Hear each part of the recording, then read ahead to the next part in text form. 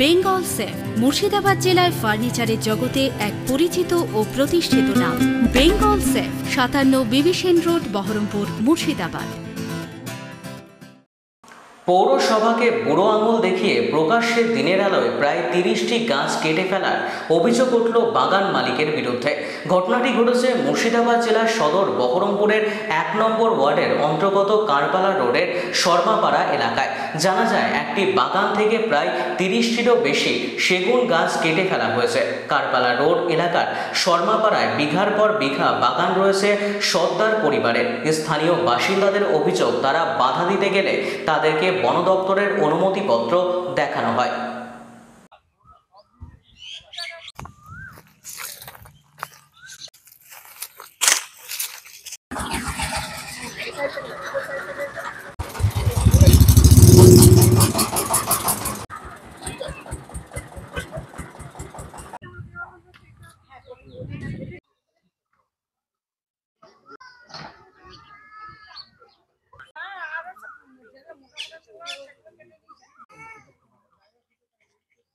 সমস্যা হয়ে গেল আমাদের এখানে, কারণ এখানে যখন জল পড়ে সব গাছই তো পুরো সবুজ হয়ে যায়, আর এখন দেখুন পুরোই মনে হচ্ছে মরুভূমিতে বাস করছি।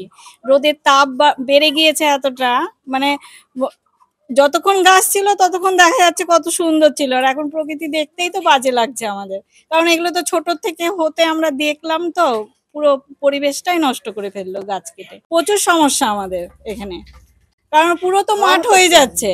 আমরা ওদের বিরুদ্ধে তো আমরা যেতে পারবো না, অ্যাকচুয়ালি ওরা তো সবকিছুই পারমিশন নিয়েই তো কাজ করছে, এর বিরুদ্ধে তো আমরা কিছু বলতে পারবো না।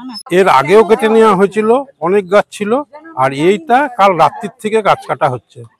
আমরা তো চাইছি না গাছ কাটা হোক, কিন্তু পারমিশন নেওয়া আছে বলে এরা গাছ কেটে দিচ্ছে। আমাদের কিছু করার হচ্ছে না, থাকছেও না। আমাদের সমস্যা প্রচুর, গাছ যেহেতু কেটে নেওয়া হচ্ছে সেহেতু প্রচুর সমস্যা। চাইছি যাতে গাছ কাটা না হোক, পরিবেশ সুস্থ থাকুক, আবার গাছ রোপণ করুক যেহেতু কাটা হয়েছে যেগুলো সেগুলো। আমাদের এখানকার যে মেন কাউন্সিলর আছে উনি আমাকে পাঠিয়েছিল আগামীকাল, যে ওনাদেরকে মানা করার জন্য। এত মানে গাছ কাটলে তো অসুবিধা না। হ্যাঁ, তো আমরা এসে মানা করে গেছিলাম। ওনাদের যে মানে হেড, তাদেরকে মানা করে বলা হয়েছিল।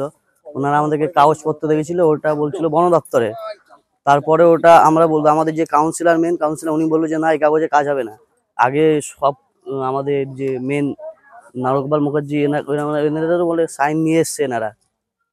তারপরে আমরা মানা করার পর কালকে মানা করে গেছিলাম যে এভাবে গাছ আগে কাটেন না, অনুমতি নেন সব জায়গায় উপর থেকে, এরপরে হাত দেবেন। তো কালকে মানা করার পর এরা শুনেনি। আজকে আসার পর আজকে আবার দেখছি কেটেছে। তো আমি ভিডিও ফটো তুলে আমি আমাদের যে মেন আমাদের কাউন্সিলর এখানকার, ওনাকে পাঠানো হয়েছে। অবশ্যই বলবো, এতগুলো গাছ কাটলে তো সমস্যা পড়তেই হবে। গাছ কাটা তো অ্যাকচুয়ালি অপরাধ না। এখন আপনারাই বুঝবেন আপনারা কি ব্যবস্থা নেবেন। আমার নাম রাহুল আনসারি, আমি এই পাড়ারই বাসিন্দা। এখন তো সবচেয়ে বড় বিপদ পৃথিবীর কাছে গ্লোবাল ওয়ার্মিং, আর সেই গ্লোবাল ওয়ার্মিং ঠেকানোর একমাত্র উপায় হচ্ছে অরণ্য সৃজন করা। সেখানে এইভাবে যদি গাছ কেটে ফেলা হয়, এখানে যেমন কারবালা রোডে 30টা সেগুন গাছ কেটে ফেলা হয়েছে, এটা পরিবেশের পক্ষে একদম ভয়ঙ্কর একটা বিপজ্জনক বার্তা। এখানে আমি একজনের কাছে খবর পাই যে এখানে এরকম গাছ কাল রাত থেকে কেটে ফেলা হচ্ছে, এবং ছবি ভিডিও পাই। তারপরে আমরা পশ্চিমবঙ্গ বিজ্ঞান মঞ্চ থেকে সবাইকে খবর দিয়ে এখানে আজকে এসেছি। এসে দেখছি যে গাছ সবকটাই 30টাই কেটে ফেলা হয়ে গেছে। অল্প সময়ের মধ্যে, খবর পাওয়ার কিছুক্ষণের মধ্যেই আমরা এসেছি, কিন্তু তার আগেই গাছ কেটে ফেলা হয়েছে। এলাকার মানুষজন তাদের কোনো সম্মতির ধার ধারেনি, এবং তারা নিজেরাই বলছেন যে এইভাবে গাছ কেটে ফেললে আমাদের পক্ষে খুব ক্ষতি। এই যে একটা ঠান্ডা হাওয়া দিত, তাপমাত্রা কমাতো, অক্সিজেন দিত, এই সবগুলোই তো ওনাদের আর পাবেন না ওনারা। জনসমস্যা তো বটেই, যারা কাটছে তারাও বুঝছে না যে এটা মানে গাছ কাটলে তাদেরও যে ক্ষতি, পরিবেশ যে সবারই বেঁচে থাকার অবলম্বন, সেটা তারাও বুঝতে পারছে না। আমরা চাইছি যে সাধারণ এখানকার যারা স্থানীয় মানুষ, তারা তাদের যে এটাতে ক্ষতি হচ্ছে, তারা সেটা একটা সই করুন সবাই মিলে।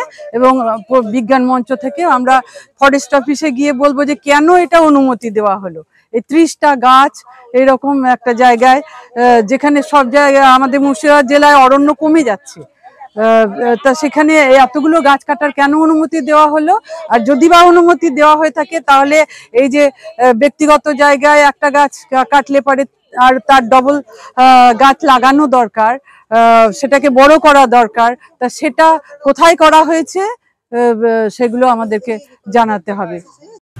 বেঙ্গল সেফ মুর্শিদাবাদ জেলায় ফার্নিচারের জগতে এক পরিচিত ও প্রতিষ্ঠিত নাম। Bengal safe 57 Bibhishan road, Baharampur, Murshidabad.